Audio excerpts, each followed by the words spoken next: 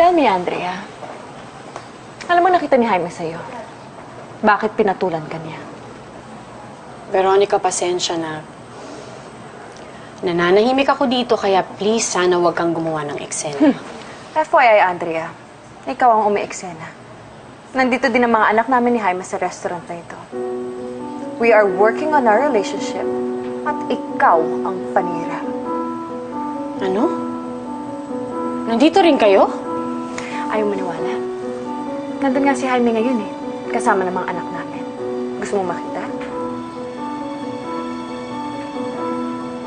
Sir Dennis, nasan si Jaime?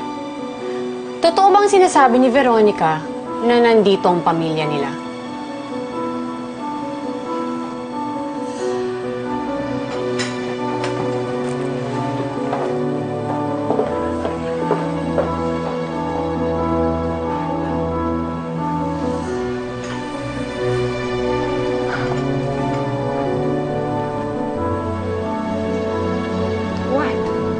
Why are you looking at me like that?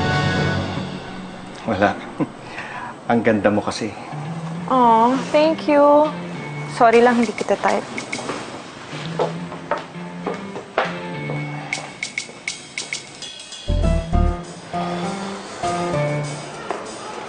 Jaime, saan ka galing? Restroom. Jaime, alam ko na ang lahat. Na nandito din ang pamilya mo, di ba? Kaya ka paalis-alis kanina dahil sumasaglit ka sa kanila.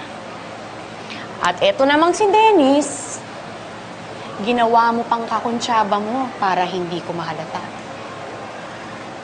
Pasensya na, Andrea. Hindi ko sa'yo nasabi kaagad dahil... Dahil ayaw mong malaman ko na nagbabanding kayo nila Veronica? Hindi ganyan ang nangyari talaga. Hindi mo naiintindihan. Jaime, bumalik ka na doon. Andrea, Jaime, teka muna. let her. Veronica, tigilan mo na nga ako. Ikaw ang nag-umpisa ng lahat ng ito, di ba? Ikaw may kagagawa nito. Dennis, pakisama mo sa taas, please. Galing mo siya sa mga bata. Sige na. Veronica, let's go.